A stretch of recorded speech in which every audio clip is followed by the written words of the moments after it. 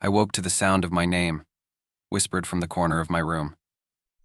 My heart stopped as I turned to see the clock on the mantel. It wasn't ticking backward anymore. It had stopped.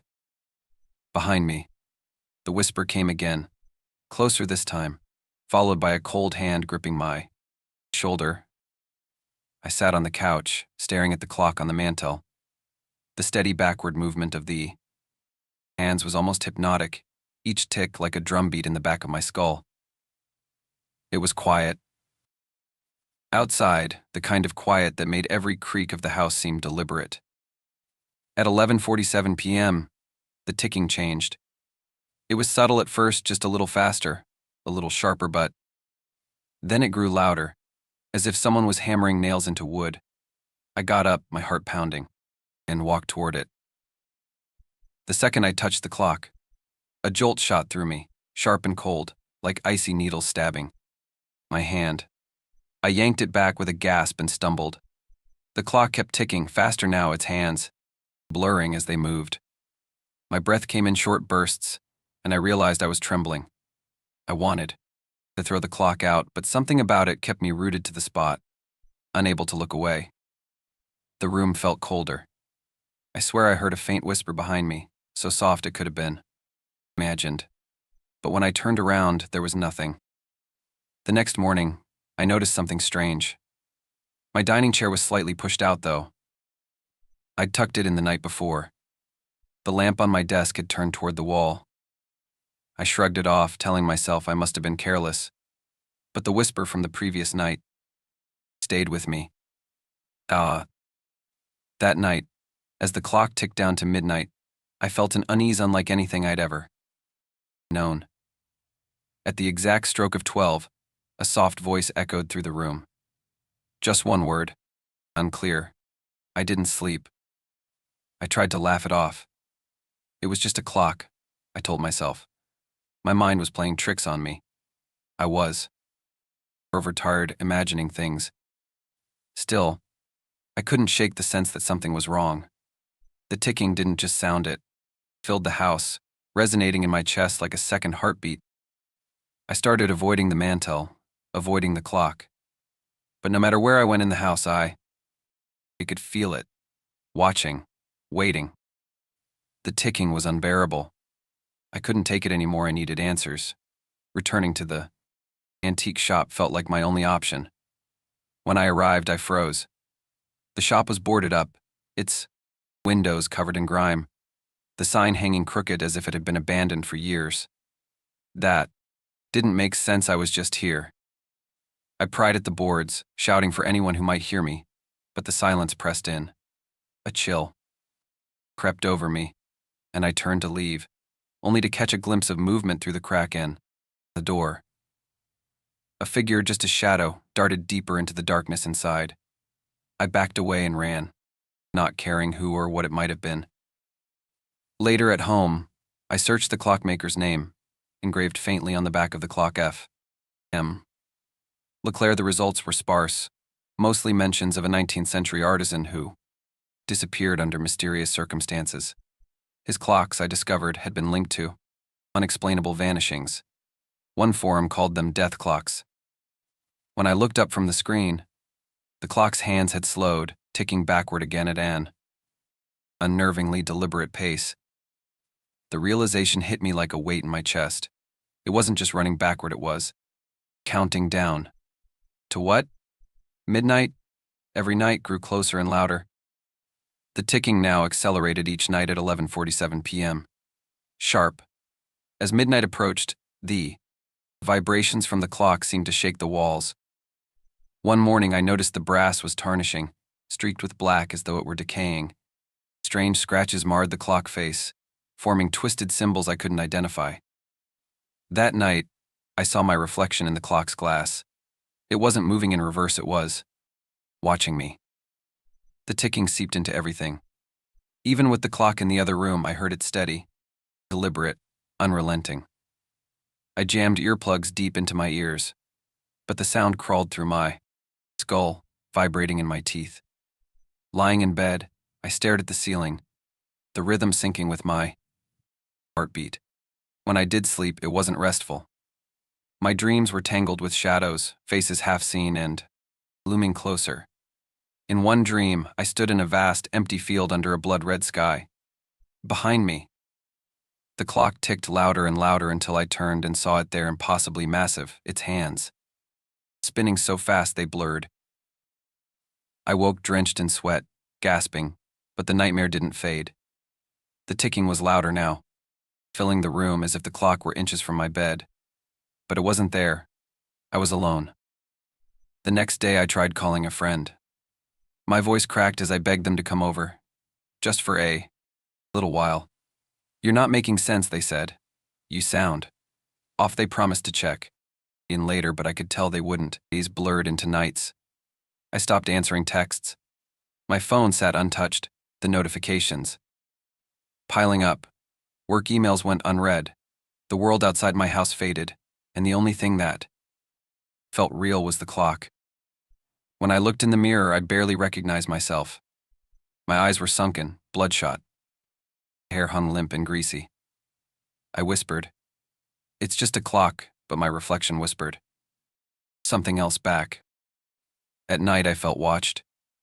The feeling came first as a prickling at the back of my neck, then an oppressive weight that followed me from room to room.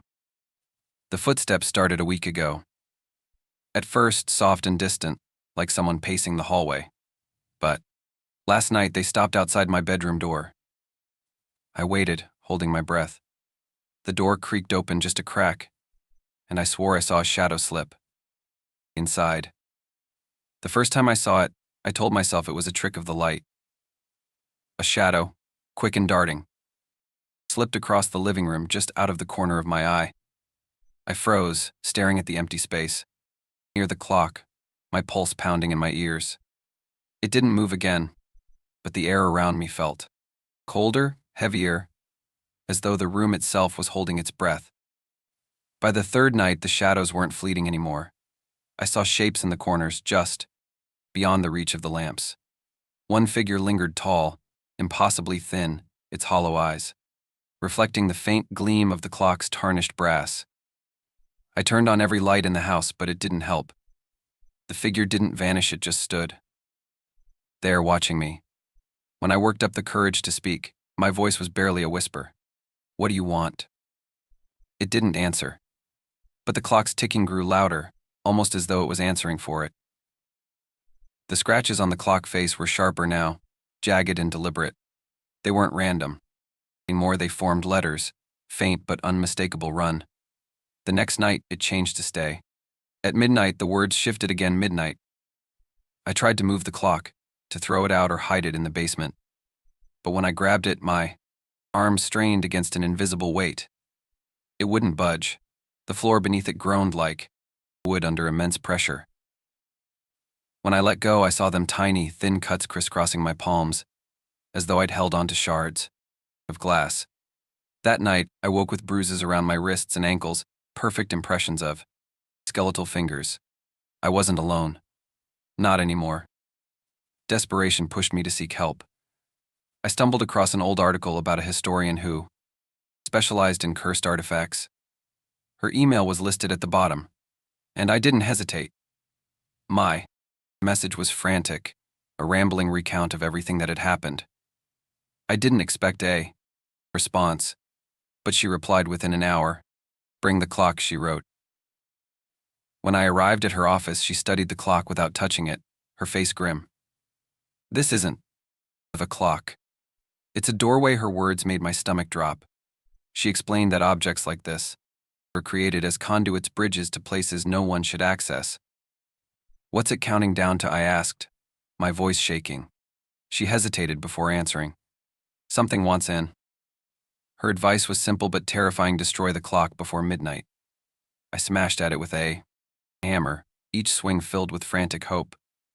The hammer bounced off as if hitting solid steel. The clock unscathed. Fire didn't work either. Flames licked at the brass, but the clock didn't even heat up. Instead, my house bore the damage. Cracks spidered across the walls, windows shattered. The air smelled of burnt wood, though the clock sat untouched. At exactly midnight, The cracks stopped spreading. I could hear faint whispers from within the walls, as if mocking my failure. The historian stopped answering my emails. I called her office, but no one picked up. Days later, I read an article about a fire her office had burned to the ground, taking her with it. Now, it's just me and the clock. The ticking is louder than ever, and the scratches on its face have formed a single word soon. The ticking was deafening now, relentless and erratic, filling every corner of the house. I tried to block it out with pillows, music, even pressing my hands over my ears, but nothing worked. My chest felt tight, as if the air itself had thickened. By 10 p.m., the clock began to vibrate, its brass frame rattling against the mantel. Shadows on. The walls no longer waited in the corners, they moved openly, shifting like liquid. Every light in the house flickered, their glow dimming until the room was bathed in a sickly yellow. The scratches on the clock had deepened, gouging into the surface. They formed numbers, this time a countdown. 2:03. 2:02. The realization hit me the clock was counting down to something, and time was running out. By 11:30, reality itself began to crumble. The ticking seemed to distort time. The hours dragged, and yet felt like they were speeding by. My phone displayed random times: 4:17 a.m., then 9:46 p.m., then nothing at all. I turned on the TV, desperate for some grounding. Static filled the screen before it distorted. Image appeared in my living room, but empty. A moment later, I saw myself standing there, staring at the clock. Then, on the screen, I turned slowly to look at the camera. The whispers turned into a crescendo of voices, overlapping and incoherent. Shadows on the walls stretched toward me like reaching hands. The final seconds were unbearable. The air grew so cold I could see my breath, and the clocks ticking slowed, each second drawn out like a taunt. Midnight struck. The clock stopped. For a moment, there was silence. Then I heard it, a guttural, low moan from the shadows behind me. Something had come through. When the lights flickered back on, the room felt different, emptier, as if it had exhaled its last breath. The clock was gone. The mantel where it had sat for weeks was bare, the wood beneath it warped, blackened, as though burned. I stared at the spot, my chest heaving, the silence almost suffocating after the relentless ticking. That was when I saw it, a slip of paper resting in the charred wood. My hands trembled as I picked it up.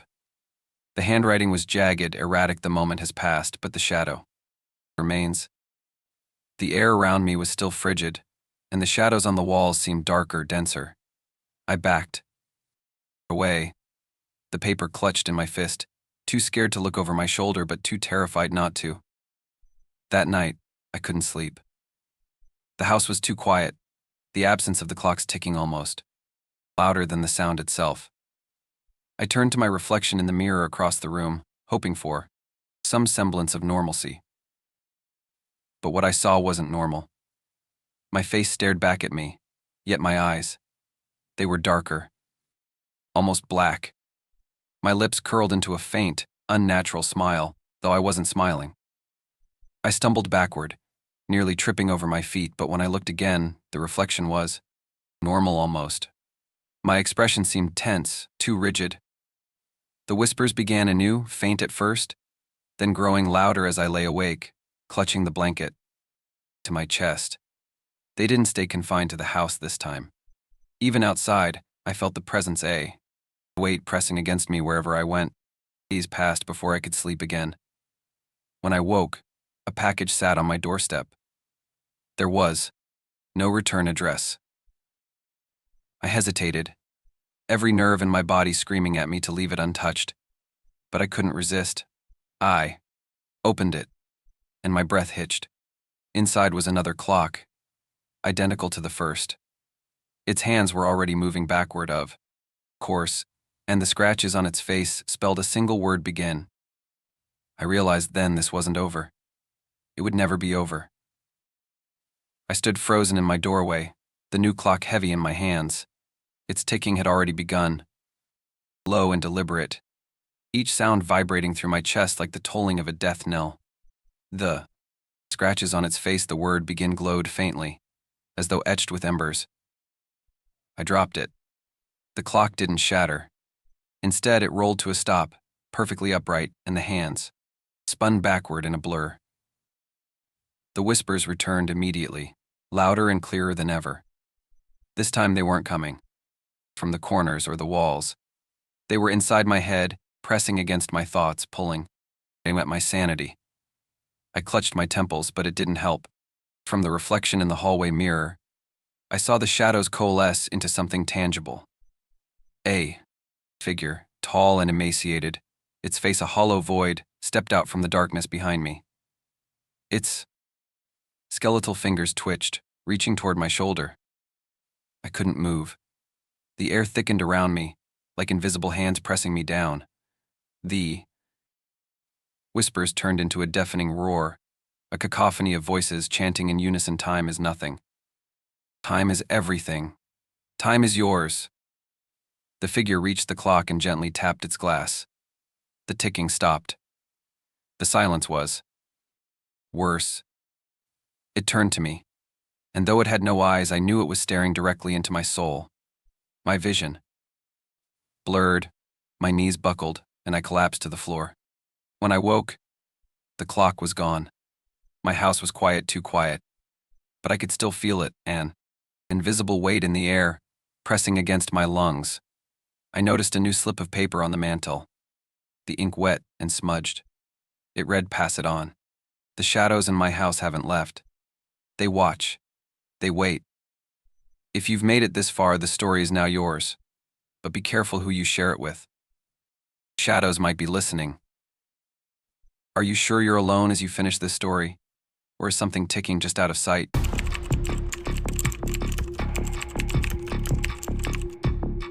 I woke to a cold hand gripping my ankle, yanking me toward the edge of the bed. My breath hitched as I looked down, and in the dim light, I saw it, a pale, lifeless hand disappearing into the darkness under the mattress. Then it pulled harder. I set the box on the coffee table and stared at it for what felt like hours. Its carved patterns caught the dim light, almost as if they shifted when I blinked. I considered trying to open it, but hesitated. Something about it felt wrong, too heavy, too cold. Instead, I left it untouched and headed to bed, hoping sleep would shake the unease coiled in my chest. Sometime past midnight, I woke abruptly. At first, I thought the faint whispering was part of a dream, but it didn't stop. It was faint, persistent, and eerily rhythmic, like words spoken too softly to understand. My pulse quickened. I strained to listen, and my heart sank when I realized the sound wasn't coming from outside. It was in the house. I crept toward the living room, each step hesitant, the whispering growing clearer as I approached. At the threshold, I froze. The box was no longer where I'd left it. It sat open in the center of the coffee table, the lid tilted upward, as if waiting for me. I didn't move at first. I just stood there, breath shallow, my eyes locked on the dark interior of the box. A draft swept through the room, cold enough to raise goosebumps on my arms. Finally, I forced myself forward, step by shaky step, until I was close enough to see what was inside. It wasn't empty. Nestled inside was an old photograph, yellowed at the edges, showing a family, a man, a woman, and a little girl. My throat tightened as I recognized the setting. We were standing in front of my house. As I reached to pick it up, the whispering stopped and the silence felt worse. I couldn't shake the faces in the photograph. The man's smirk felt off, as if he was hiding something cruel. The woman's smile was forced, lips tight, eyes betraying something darker. But it was the little girl that unsettled me the most. Her eyes weren't just hollow, they were accusatory, as though she knew something I didn't. The photo had no markings, no date, no names. I spent the entire day flipping through old property records, calling neighbors, and searching online archives, but nothing connected the family to my house. No one remembered them. It was like they never existed. That night, the whispering returned, sharper this time, like distant voices fighting to be heard. Midnight struck, and I felt the air shift, heavy and charged.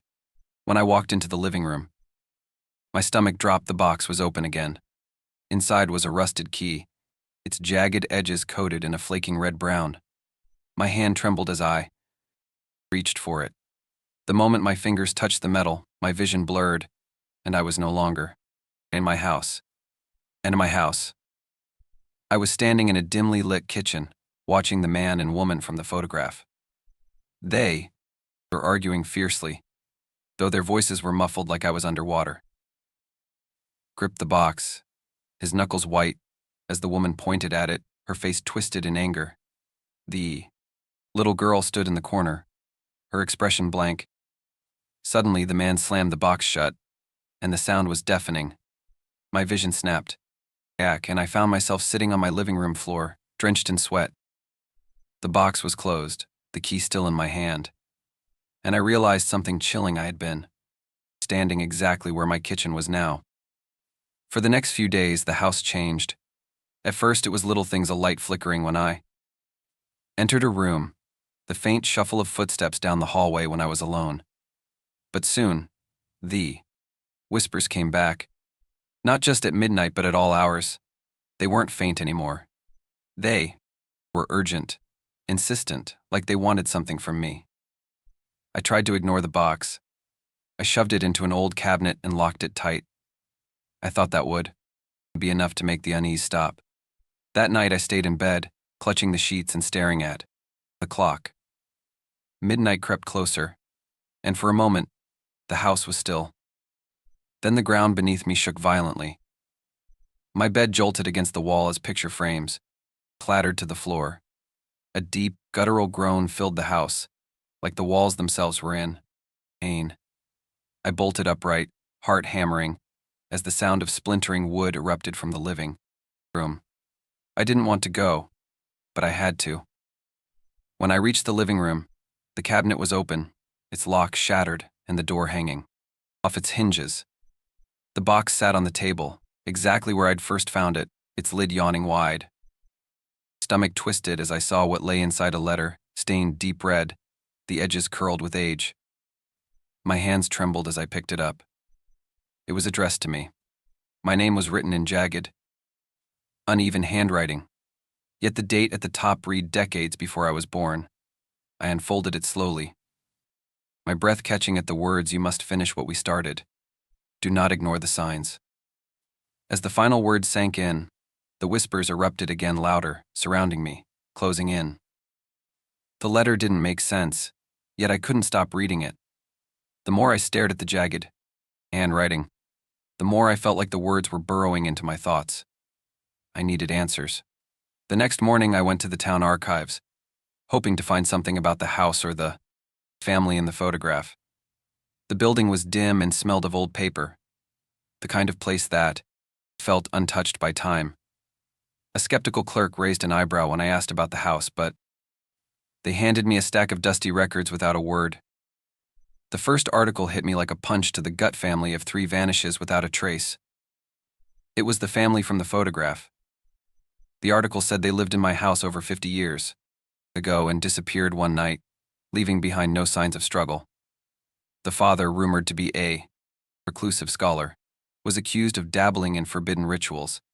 But what caught my breath was a note scrawled in the margin: "The girl. Watch the girl." I dug deeper, my fingers trembling as I flipped through records. Stories of other residents began to surface, each tied to my house. The patterns were impossible to ignore: odd disappearances, violent deaths, people vanishing on the stroke of midnight. One case described a tenant screaming about a shadow watching them before they disappeared entirely. Then I found a chilling photograph of the house. It was taken decades ago, but the window in the attic was unmistakable. And there, faint but undeniable, was the face of the little girl, her hollow eyes staring out. My stomach turned as I realized something the same eyes that haunted me in my dreams now looked eerily familiar. I wasn't just living in the house. I was part of its story. That night I couldn't sleep. The house felt alive, watching me, waiting for something. The photograph of the girl from the attic window haunted me. Her hollow eyes burned into my mind. Midnight was approaching, and I knew the box would open again. I didn't want to look, but I couldn't resist the pull. When the clock struck 12, the box creaked open by itself, revealing a small shard of broken glass. My breath hitched as I reached for it. The moment my fingers brushed the shard, my vision shifted violently, like I was being dragged underwater. I wasn't in my living room anymore. I stood in a dim, suffocating hallway that felt eerily familiar. The air was thick with the smell of mildew, and the faint sound of whispers echoed around me. At the end of the hallway stood the little girl. She clutched the box tightly to her chest, her pale face illuminated by a flickering light. "Wait," I called out, my voice shaky and foreign to my own ears. She turned slowly, her hollow eyes locking onto mine. My legs felt like lead as I stumbled forward, desperate to understand. Her mouth didn't move, but I heard her voice in my head, "Cold and hollow, you can't change it. You're already part of it." Suddenly she dropped the box, and the sound of its impact was deafening. I blinked, and she was gone. The hallway dissolved into darkness, and I was back in my living room, sprawled on the floor, the shard of glass cutting into my palm. But something was wrong. I looked at the mirror across the room, and the reflection staring back at me wasn't mine. It was hers, the little girl, grinning with teeth too sharp to be human. And then she whispered, "You're next." After seeing the girl in the mirror, I couldn't stay still. I paced the house, checking every window and door, trying to convince myself I wasn't losing my mind. I picked up my phone to call someone. Anyone, but the screen wouldn't turn on. No signal, no power. Just dead. I tried the front door next. The knob turned, but when I stepped outside, the world felt wrong. The streetlights flickered, casting long, jagged shadows.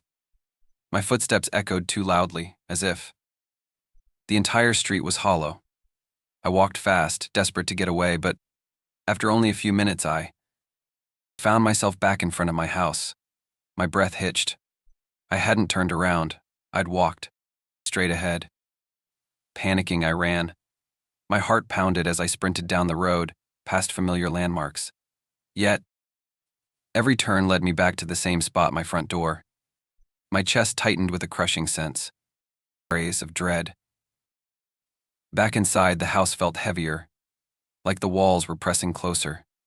The air hummed with an electric charge. Midnight was near, and I could feel the box's presence growing stronger. When the clock struck 12, the lid creaked open, almost reverent. I didn't want to look, but I couldn't stop myself. Inside was a single item, a dagger. Its blade was dull but etched with the same carvings that adorned the box. As I lifted it, the whispers returned, louder now, surrounding me like a storm. They weren't words anymore, they were screams.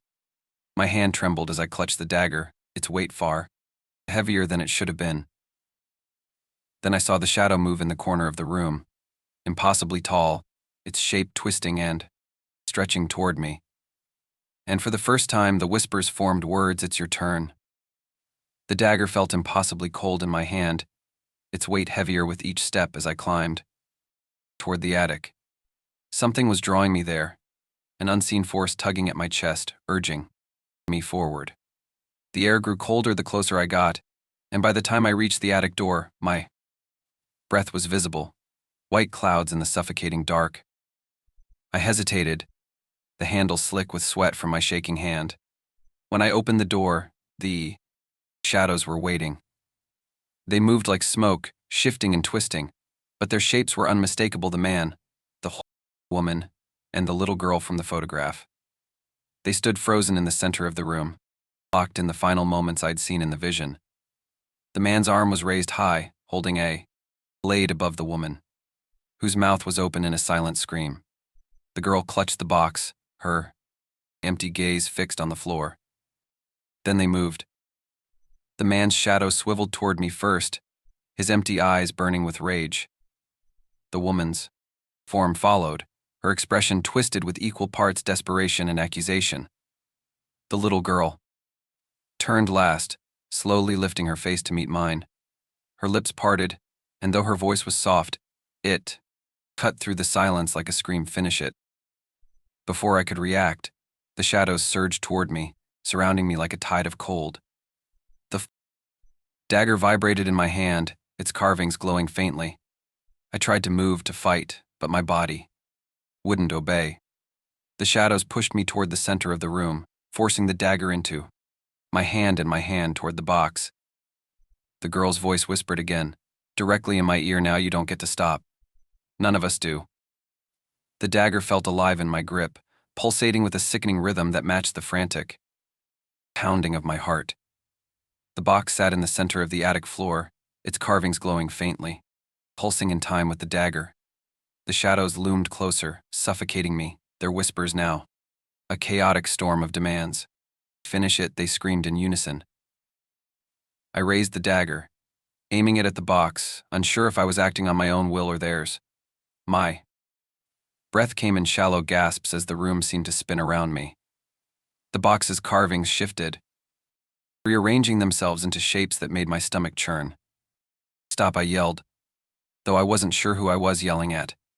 The shadows surged forward, clawing at me, their touch freezing and electric. My vision blurred as I swung the dagger wildly, the blade slicing through air that felt too thick to be real.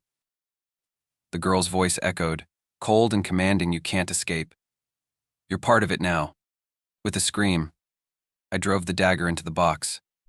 The moment the blade struck, the entire room exploded with light and sound.